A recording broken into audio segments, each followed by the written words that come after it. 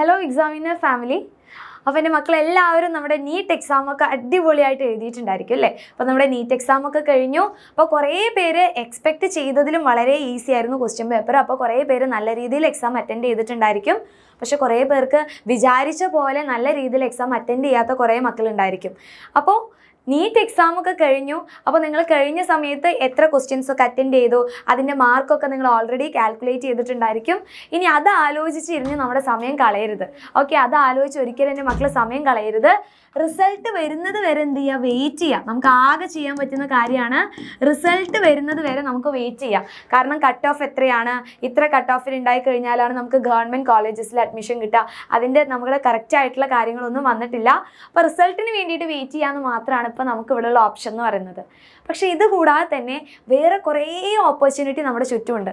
അപ്പോൾ നിങ്ങൾ ഇതിന് മാത്രം വെയിറ്റ് ചെയ്ത് നമ്മുടെ സമയം കളയാതെ ബാക്കിയുള്ള ഓപ്പർച്യൂണിറ്റിയും കൂടി നല്ല രീതിയിൽ യൂട്ടിലൈസ് ചെയ്യുക. അപ്പോൾ ആ കാര്യങ്ങളാണ് ഈ ഒരു വീഡിയോയിൽ മിസ് പറഞ്ഞുതരാൻ പോകുന്നത്. അപ്പോൾ മക്കളെല്ലാവരും എന്ത് ചെയ്യണം, ഈ ഒരു യൂസ്ഫുൾ ആയിട്ടുള്ള വീഡിയോ നിങ്ങളുടെ മാക്സിമം ഫ്രണ്ട്സിന് ഷെയർ ചെയ്യാം.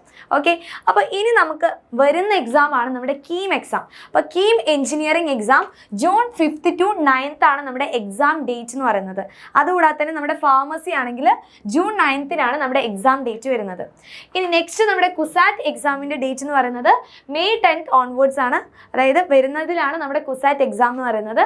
ഇനി അത് കഴിഞ്ഞാൽ AIISH all India Institute of Speech and Hearing exam entrance എക്സാമിൻ്റെ രജിസ്ട്രേഷൻ ഡേറ്റ്, ഓക്കെ, രജിസ്റ്റർ ചെയ്യാനുള്ള ഡേറ്റ് വരുന്നേ ഉള്ളൂ. മെയ് 19th ആണ്, 19 നമ്മുടെ AIISHൻ്റെ എൻട്രൻസ് എക്സാമിൻ്റെ രജിസ്ട്രേഷൻ ഡേറ്റ്. അപ്പോൾ താല്പര്യമുള്ളവർക്ക് എന്ത് ചെയ്യുക, അത് രജിസ്റ്റർ ചെയ്യാം. പിന്നെ IISER Indian institute of Science Education and Research registration വരുന്നത് മെയ് 13th ആണ് എൻട്രൻസ് എക്സാമിൻ്റെ രജിസ്ട്രേഷൻ വരുന്നത്. അപ്പോൾ ഐസറിന് അപ്ലൈ ചെയ്യാൻ താല്പര്യമുള്ളവർ എന്ത് ചെയ്യണം, അത് അപ്ലൈ ചെയ്യുക കേട്ടോ. ഇനി അടുത്തതാണ് IISc ഇന്ത്യൻ ഇൻസ്റ്റിറ്റ്യൂട്ട് ഓഫ് സയൻസിൻ്റെ രജിസ്ട്രേഷൻ ഡേറ്റ് വരുന്നത് മെയ് 14th ആണ്. അതായത് ഈ മെയ് മാസം തന്നെ നിങ്ങൾക്ക് വേണ്ടിയിട്ട് കാത്തിരിക്കുക, അല്ലെങ്കിൽ നിങ്ങൾക്ക് ഒത്തിരി ഓപ്പർച്യൂണിറ്റീസ് നിങ്ങൾക്ക് വേണ്ടിയിട്ട് കാത്തിരിക്കുന്നുണ്ട്. അത് നല്ല രീതിയിൽ എന്ത് ചെയ്യണം, മക്കളെല്ലാവരും യൂട്ടിലൈസ് ചെയ്യാം. ഓക്കെ, ഇനി ഇത് കൂടാതെ തന്നെ നമ്മുടെ നെക്സ്റ്റ് എക്സാമിൻ്റെ രജിസ്ട്രേഷൻ വരുന്നത് May 31st. Then JEE advance exam വരുന്നത് ഡേറ്റ് രജിസ്ട്രേഷനൊക്കെ കഴിഞ്ഞു, എക്സാം വരുന്നത് മെയ് 26th ആണ്.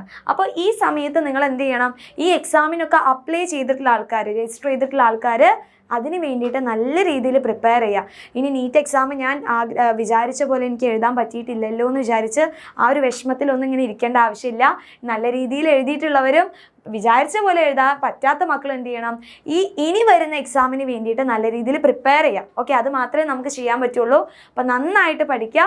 ഇനി നിങ്ങൾക്ക് ഏതെങ്കിലും ഇപ്പോൾ പറഞ്ഞിട്ടുള്ള എക്സാംസിന് രജിസ്റ്റർ ചെയ്യാൻ വേണ്ടി താല്പര്യം ഉണ്ടെങ്കിൽ എന്ത് ചെയ്യുക, ആ ഒരു ഡേറ്റിൻ്റെ ഉള്ളിൽ സൈറ്റിനുള്ളിലോട്ട് പോയിട്ട് രജിസ്റ്റർ ചെയ്യാം.